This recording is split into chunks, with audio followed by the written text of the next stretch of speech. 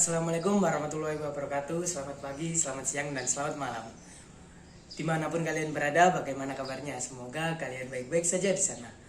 Oke, sebelum memasuki pembahasan kali ini, alangkah baiknya saya akan memperkenalkan diri terlebih dahulu. Karena pada hakikatnya tak kenal maka tak sayang. Oke, langsung saja. Nama saya Muhammad Ridho Cahyadi dari mahasiswa Universitas Internasional Semen Indonesia, yang pastinya berada di prodi akuntansi. Oke, prodi akuntansi adalah salah satu prodi yang memiliki akreditasi B. Sedikit saja penjelasan yang saya akan jelaskan pada kampus saya.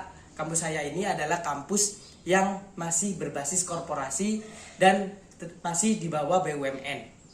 Nah, kampus ini itu masih tergolong dari Semen Indonesia Group. Oke, mari kita masuk ke dalam topik pembahasan kali ini. Topik yang saya bahas untuk kali ini, saya ingin membahas bahwa materi apa saja yang sudah disampaikan pada mata kuliah semester 4 dari Manajemen Sumber Daya Manusia. Oke, di sana saya akan coba menjelaskan secara garis besarnya saja. Tetapi coba saya ingin lebih memakai bahasa saya sendiri agar kalian bisa lebih memahami dengan mudah. Penasaran? Tonton terus dan cekidot. Oke, yang pertama. Pada bab 1 ini itu menjelaskan bagaimana kalian mengerti tentang manajemen sumber daya manusia. Yang terdapat pada di dalamnya itu ada Human Research Management. Apa itu Human Research Management?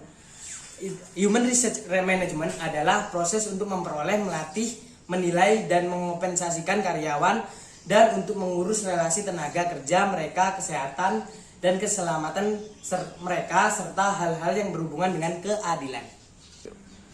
Beberapa tugas yang berada di dalam manajemen sumber daya manusia ini. Seperti contohnya, yang pertama, menempatkan orang yang tepat pada pekerjaan yang tepat. 2. Memulai karyawan baru dalam organisasi. 3. Melatih karyawan untuk pekerjaan yang baru bagi mereka. 4. Meningkatkan kinerja setiap orang. 5. Mendapatkan kerjasama dan mengembangkan hubungan kerja yang lancar. Dan masih banyak lagi. Yang kedua, pada bab kedua ini itu terdapat strategi dan analisis manajemen sumber daya manusia. Di sini mereka mempunyai jenis-jenis utama dalam manajemen strategis. Contohnya yang pertama yaitu strategi perusahaan secara konsisten dalam memposisikan dirinya secara relatif terhadap para pesaing. Dan yang kedua, ada pula strategi untuk mencapai tujuan yang mereka inginkan. Dan selanjutnya, pada bab ini kalian akan dijelaskan bagaimana cara manajemen sumber daya manusia yang dapat strategis dan manajemen sumber daya yang praktis. Di dalam sebuah perusahaan memiliki strategi secara keseluruhan dan kemudian memiliki strategi kompetitif untuk bisnis sebuah perusahaan tersebut agar dapat menjadikan seluruh perusahaan menjadi perusahaan yang baik, mempunyai komitmen yang tepat, visi misi yang cerdas, dan semua itu dapat berjalan lancar sesuai dengan target yang diinginkan. Contohnya, departemen produksi memiliki strategis produksi dan departemen pemasaran memiliki strategis sendiri.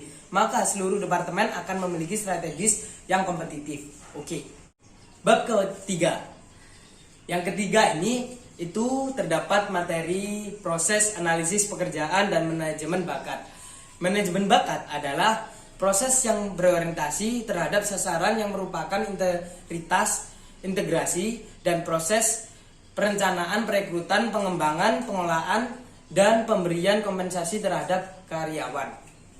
Dalam materi kali ini, terdapat metode pengumpulan informasi, analisis pekerjaan. Seperti apa saja sih materi tersebut atau metodenya? Yaitu ada yang pertama, wawancara atau wawancara. Wawancara tersebut itu bagaimana kita bisa berinteraksi antar satu dengan orang lain atau sumber yang bisa kita ajak bicara dengan mendapatkan informasi secara jelas. Kedua, kuesioner. Dan yang ketiga, ada pula observasi.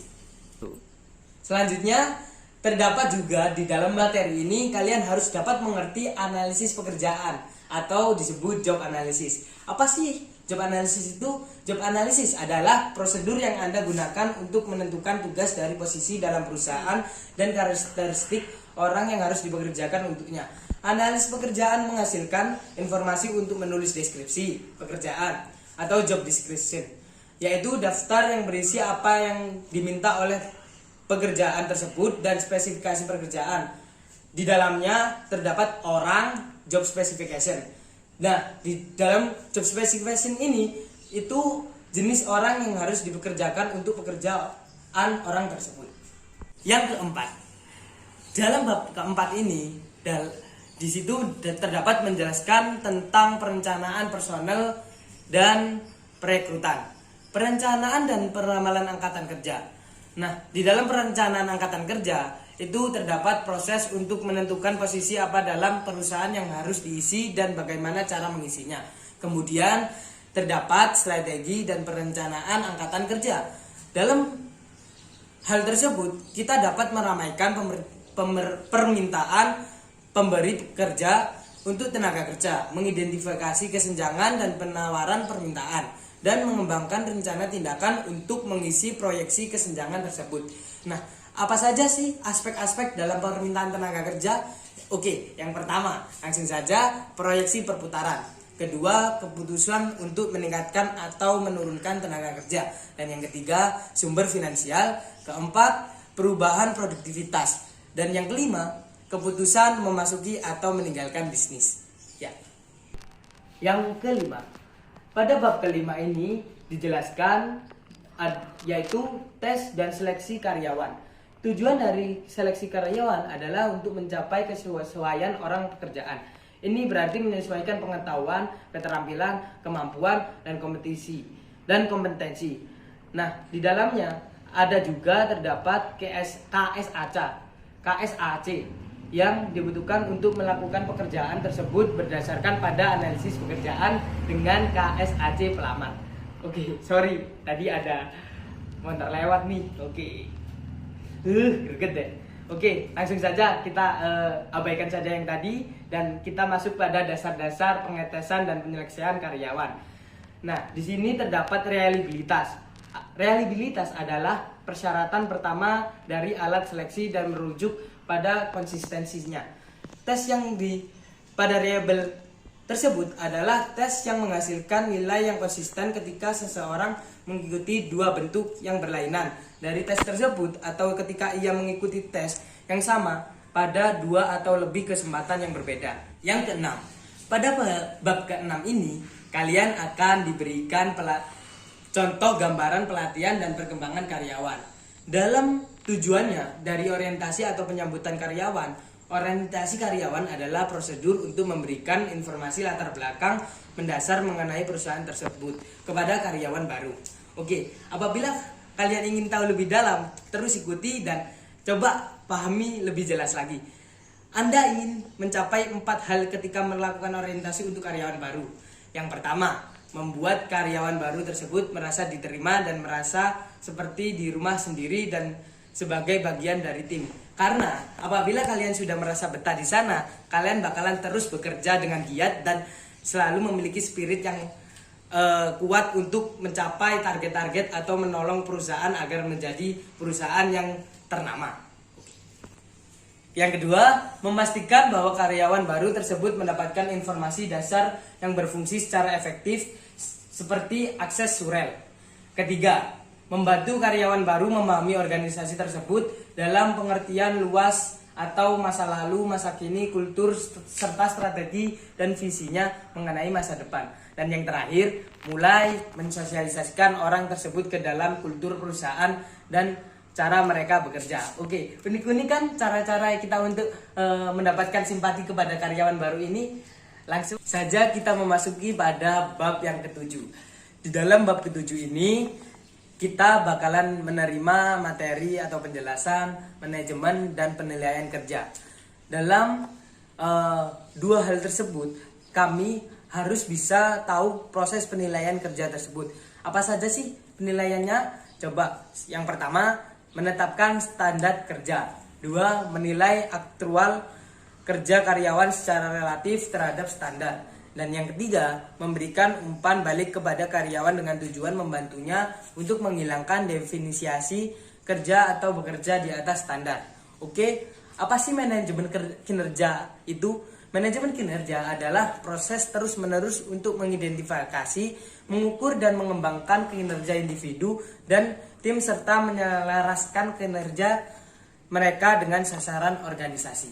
Yang kedelapan, pada bab kedelapan ini kalian atau saya akan mendapatkan materi seperti mengelola retensi, keterlibatan dan karir karyawan. Di dalamnya dijelaskan manajemen kinerja adalah proses terus-menerus untuk mengidentifikasi, mengukur dan mengembangkan kinerja individu dan tim dan menyelaraskan kinerja mereka dengan sasaran organisasi. Dan yang kedua, pendekatan komprehensif. Untuk mempertahankan karyawan, kalian harus dapat mengidentifikasi masalah. Kedua, kompensasi. Ketiga, seleksi, pertumbuhan profesional. Empat, kerja yang berarti dan kepemilikan sasaran. 5. Mempromosikan keseimbangan pekerjaan kehidupan. 6. Guna praktik sistem kerja kinerja tinggi. Dan 7. Guna analitik data. Selanjutnya penawaran balik. Dan yang terakhir ada perencanaan angkatan kerja.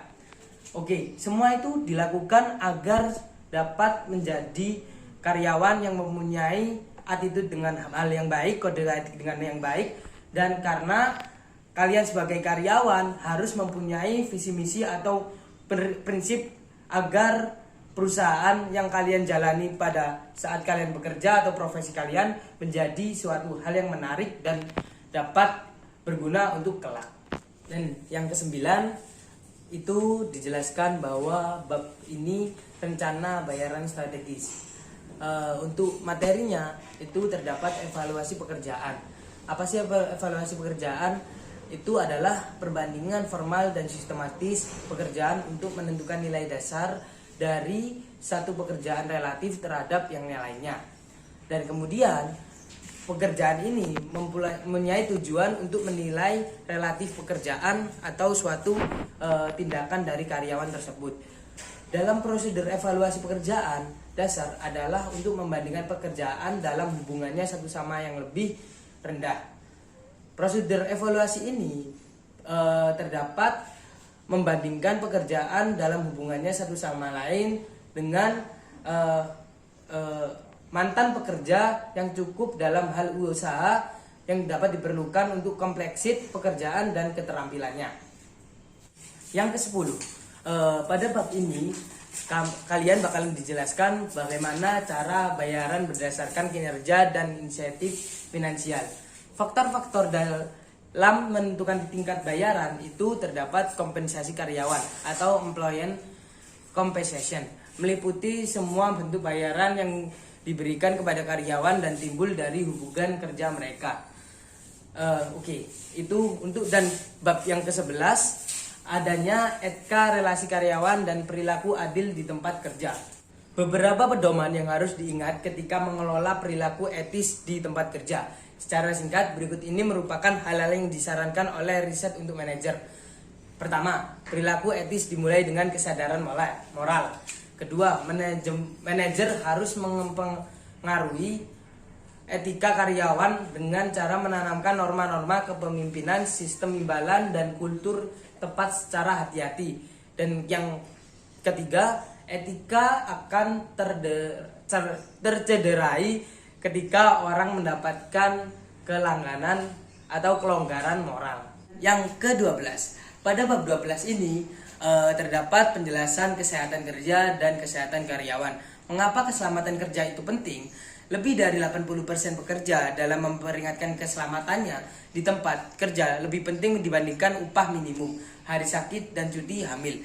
Kemudian keselamatan kerja menjadi perhatian manajer untuk beberapa alasan. Salah satunya adanya besarnya angka kecelakaan di tempat kerja yang mencengangkan. Karena apabila kalian tidak berhati-hati saat kalian bekerja, mungkin kalian bisa terkena pasal atau bisa mencederai bagian tubuh dari kalian sendiri. Oke. Yang ke-13, mengelola sumber daya manusia global. Dalam manajemen sumber daya manusia internasional (MSDMI), Ini International Human Resource Management sebagai konsep dan teknik manajemen sumber daya manusia yang digunakan pemberi kerja untuk mengelola tatanan atau tangan sumber daya manusia dari operasi internasional mereka. MSDM ini umumnya berfokus pada 3 topik utama. Yang pertama, mengelola sumber daya manusia di perusahaan global. Kedua, mengelola karyawan ekspatriat, mereka yang dikirim oleh pemberi kerja ke luar negeri. Dan yang ketiga, membandingkan praktik manajemen sumber daya manusia di negara-negara secara berbeda.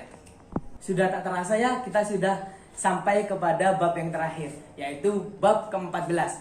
Dalam bab ke-14 ini, kami akan menjelaskan mengelola sumber daya manusia dalam perusahaan kecil dan wirausaha. Oke. Mengelola sumber daya manusia di perusahaan kecil berbeda untuk alasan utama. Yang utama, contohnya pada ukuran, prioritas, informalitas, sifat dari wirausahawan.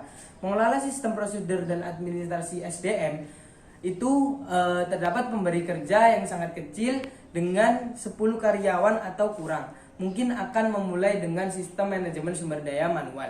Jumlah formulir yang akan Anda butuhkan bahkan untuk sebuah perusahaan kecil yang meskipun perusahaan itu berada di perusahaan yang cukup besar.